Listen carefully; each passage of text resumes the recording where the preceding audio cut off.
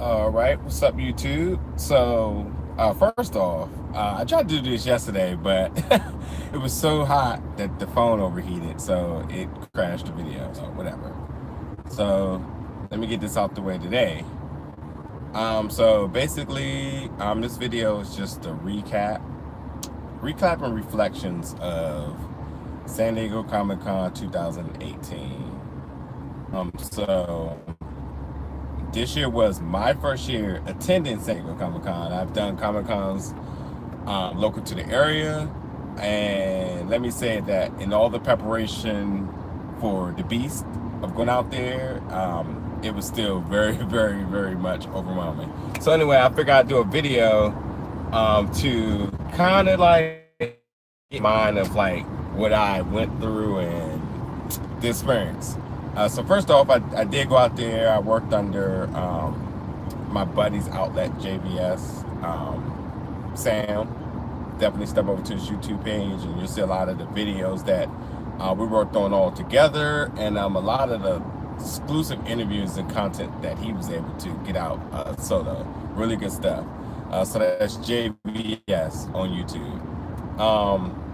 And Sam did a hell of a job coordinating, making sure that everyone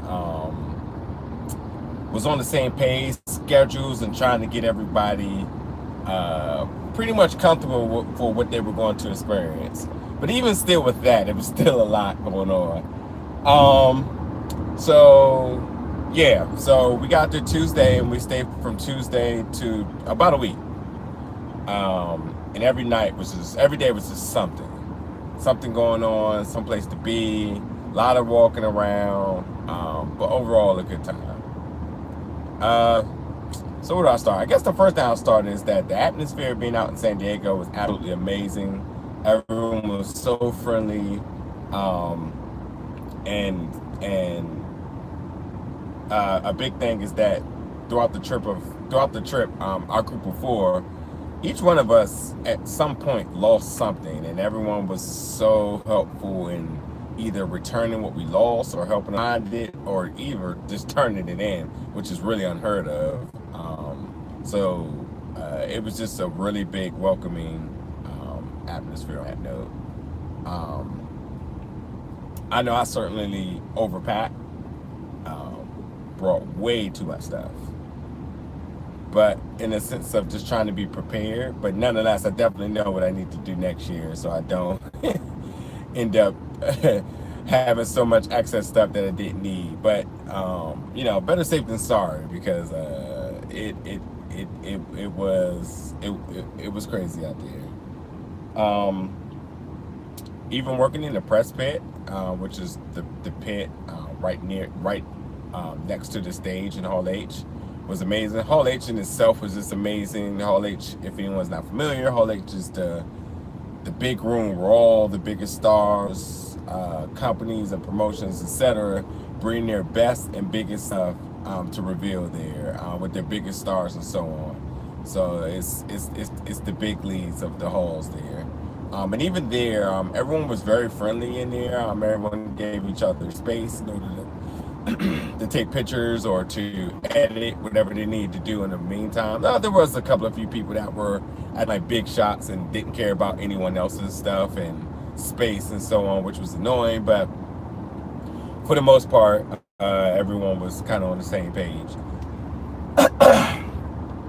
A lot of networking was going on. Everyone had their cars and was promoting their brands or their outlets, and very friendly. And everyone was there for the same purpose, and that's just to have fun, but to do the job that was there, and that's to be able to put out the content, which was good. The next thing, Hall H, which was M. Night Shyamalan's reveal for his new movie Glass, which is the sequel to Split, which ended up having both were drunk, which was funny. James McAvoy was not able to make it. He was sick, which was disappointing, but nonetheless, get well.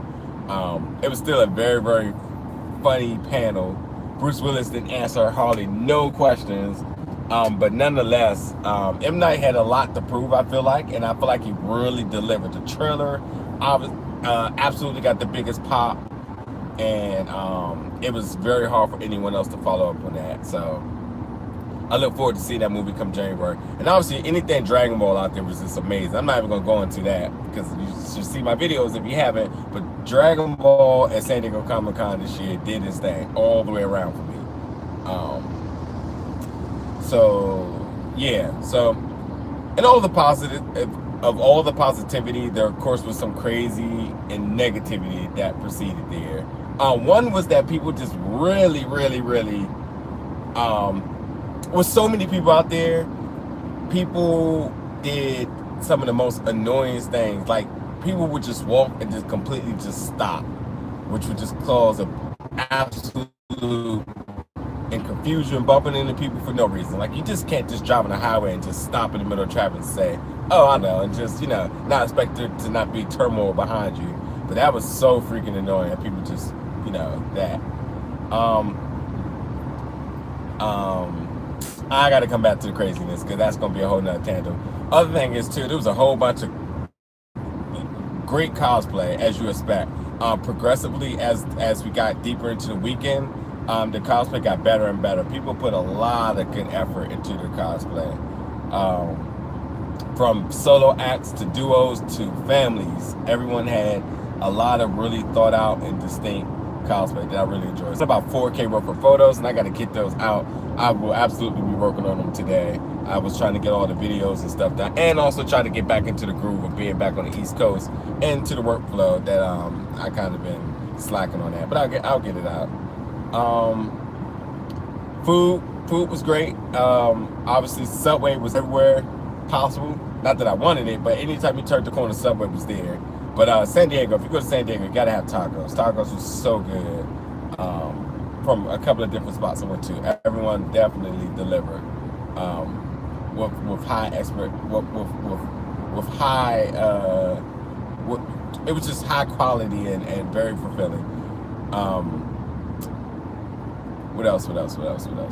Oh, and then I had an amazing steak. That was so good. I definitely took a picture of that on Instagram. I still think about that steak. It was so freaking good. It was actually, it was a 20-ounce steak, and I think it was only like $25, which clearly in this area, you're going to place you get that big of a steak, you're paying like $50. So it was a legit meal that I needed. I definitely starved myself a lot too. Like, I probably some days I maybe ate once, which wasn't good, but on that note too, you definitely want to make sure that you have a packed lunch plan for the times where you're waiting or between panels, because even with the schedule, when you first of all, number one, if you're gonna go, make sure you download the app, look at the schedule, favorite all the things you want to do, because you can end up being in one panel that ends at 3 o'clock, the next one starts at 3:15, and you have to get all the way to the other side of the hall. Or if not, if you're even in the same room, you really don't have much time or space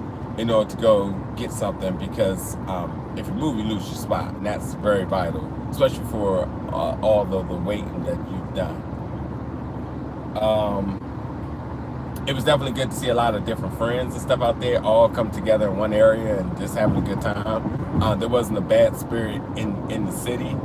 Everyone was absolutely having a ball. All the after parties, the social gatherings, the press panels and conferences, even all the stars. Everyone was so nice and so welcoming and very, very friendly. It was absolutely a pleasure to be in the atmosphere. So that was good. Very, very good on that note. I don't know what else am I covering on the positivity note. I think if you're going to plan to go next year, you want to start planning early, get your hotels, because hotels are super expensive. There's shuttles, so if you're not directly downtown in Gaslamp, there's a shuttle system that may run into your hotel, even if it's like 10 minutes out. Our hotel was about 10 minutes out, which is equivalent to like a $7 Uber, but we had a shuttle that ran every 15 minutes, so we had no lack in getting downtown, and it dropped you right off at the convention center, so that was good. So you can save yourself some money there. So yeah, you definitely want to make sure that you get your hotel early. Make sure you get a flight that's not going to charge you for bags, because they give you so much free stuff, period, that my second bag was only filled with free stuff. because I was prepared, and someone told me like they're going to give you so much stuff, you need an extra bag. So I flew Southwest, 2 bags.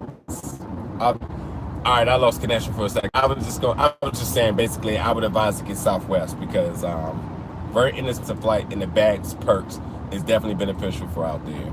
Outside of everything that happened in the convention, there was a lot of stuff happening outside the convention. A lot of the different experiences and little like activity centers that you can do.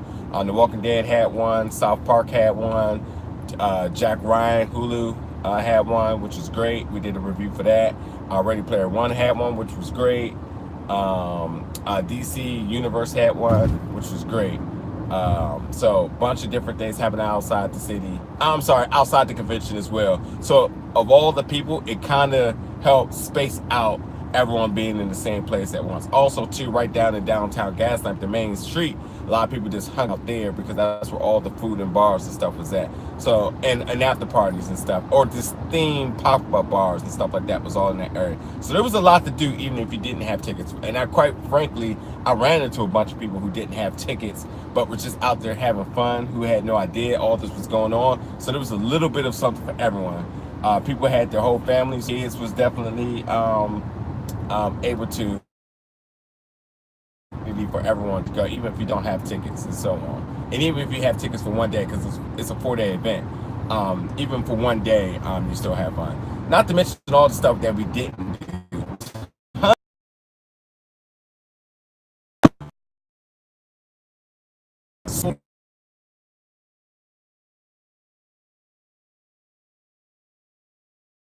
Off the schedule next year, and, jot down what you want to do. Keep your eye on the prize. Now, granted, Marvel didn't run anything this year, so it left a lot of opportunity for other big companies to step up and do so, which I'll talk about in a besides Marvel not being there was a other big show, World of Thrones, and so on. And it was like into the thought.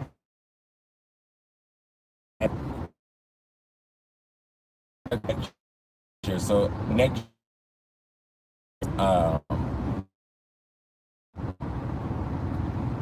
and I think I lost connection. Let me see.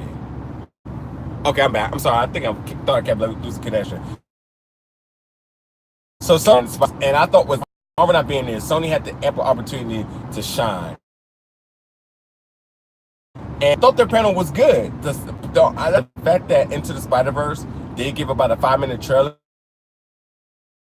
but only about minutes of it was actually good special effects. It is animated a Spider-Man Miles Morales character that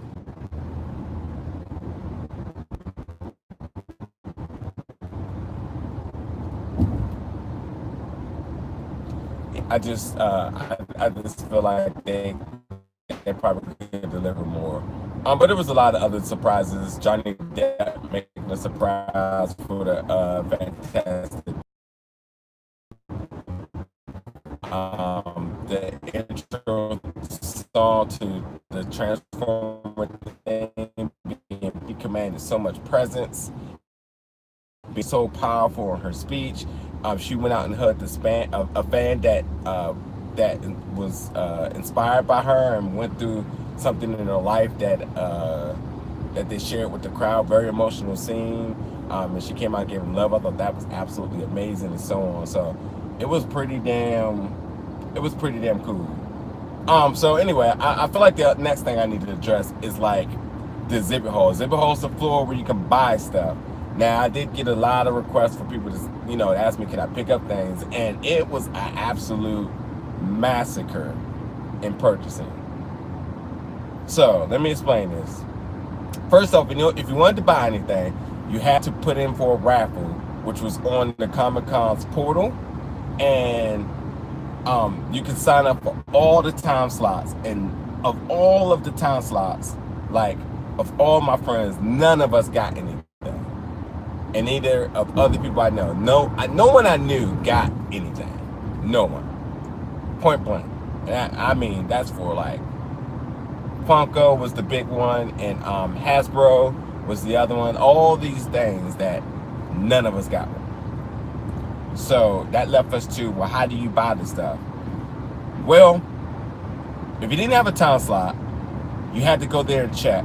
And if you check, they say, oh, we're not selling to the public today. We may sell tomorrow. We may sell later. So much conflicting information that the only legit way that you were going to buy something is if you literally pace back and forth in front of them for hours until they was like, oh yeah, we're going to let a few people in public in to get stuff. No one had time for that because, yeah, it's cool to buy stuff while you're out there, but clearly being out Comic-Con was not to just be waiting inside the exhibit hall trying to see if you're going to have an opportunity to buy things. And so literally so much conflicting information, and that's half of the reason, because even though everyone was super duper nice, they had a bunch of uninformed volunteers working who just were not able to rely on the proper information. I mean, that went from exhibit halls to press rooms and everything, that some people had no clue what to do. And it just was absolutely baffling at times, that it just made no sense. From experience, with Funko, yeah, Funko was just like, oh, we're cutting off at this time and we're not selling no more. And then they're like, oh yeah, if you come back at 5 tomorrow, you can get in line for public and you can buy what's left, which they did do for one day. But again, the next day is like, oh, we're not selling to public no more. Or it'll even be the type of thing where, forget Funko, you go to another panel and they're like, another booth inside the exhibit hall, and they're like, oh, we're not selling no more today. And I mean, when I say they're not selling no more today, the closed around like 6 o'clock, and they were cutting off saying we're done selling today. And I don't know if it was to space out their items, what, but it was literally no consistency on things. So literally, when I was even looking at gaps in the schedule when I was going to have time, I went over to like certain places, and it was just like, with the very frustrating too. Kind of feel like I live in this world where like once you make stuff, just like it was a mess. But for the giveaway stuff that was given out free, it was pretty cool. Like if it was free, you was able to get it, and you know, they gave out some restrictions where it's like maximum 3 and so on. But if the crowd got too out of control, then the volunteer workers were able to shut down that booth for the time being, because it was considered, what, a safety hazard of some sort, because of all the crowd and stuff that's being in one area. It happened a few times at the Marvel booth when I was getting posters. It happened at Fox when people was getting poster tubes, and also getting fanny packs and stuff that they were giving out. So I definitely seen that work, which I think was a good thing in a sense, so it don't get too crazy. But also too, like, so when does it reopen? You don't know. In order for you to get the free stuff, again, you're back to pacing back and forth until you get an opportunity to buy, or get your free stuff. And they were nice to giving out the free stuff to veterans and people with disabilities or handicaps without waiting in line. So that was really good that they did that, so they didn't have to do that. A bunch of waiting or pacing back and forth. Another thing too, I went to the Fun Animation booth and I wanted to get something, and basically the people told me like, hey, we're not taking any more buys right now. You have to wait. And this is general public, people who didn't have reservations. And then the lady eventually was like, yeah, come back later. So I like stood off to the side just to keep an eye out on what was happening. And then I asked her, I was like, hey, I see you let a few people in. She's like, oh, because I asked people to do loops around the place, and if I see your face a number of times, then I will let you in. And I was just like, what? Like, where are they making up some of this stuff at? So it literally was just like, it was just no consistency in any of the planning and purchasing. So it did like, it frustrated me, but at the same time, it was a learning experience. And I just know that anybody else that decides they want to go out there to buy stuff, you need to dedicate somebody on your team to do all the heavy purchasing. And you definitely want to try the reservation system early. That might be your best bet. Other than that, you can chalk it up. So I do apologize for the people I wasn't able to get stuff for. I was able to get a few things, but definitely wasn't able to get anything remotely that I wanted. And I definitely wanted some action figure and figurines that I wasn't able to get. Um, cool bunch of stuff on display. If I could spend all my money on action figures, like literally that'd be my life goal. If I was rich. Also too, let it be no mystery that a bunch of the exclusive stuff that they were saying Comic-Con exclusive has also been released in stores or online at places. So for all your Funko needs, check Hot Topic, check Fun Animation online, check Target. A lot of this stuff is out there. So if you're not like a hardcore collector that cares about the sticker that's on it, check online, because a bunch of that stuff is not really exclusive. That stuff is all online, which meant that all that crazy stuff for nothing. So yeah, that's that. Anyway, none of that time, I would advise everyone, if you're a big nerd or comic book fan, or just like movies in general, or just a fan for a particular person, period. It was a good time again. Anyway, thanks for listening to this video. Hope I covered everything that you wanted to know. Got any more questions, just hit me up.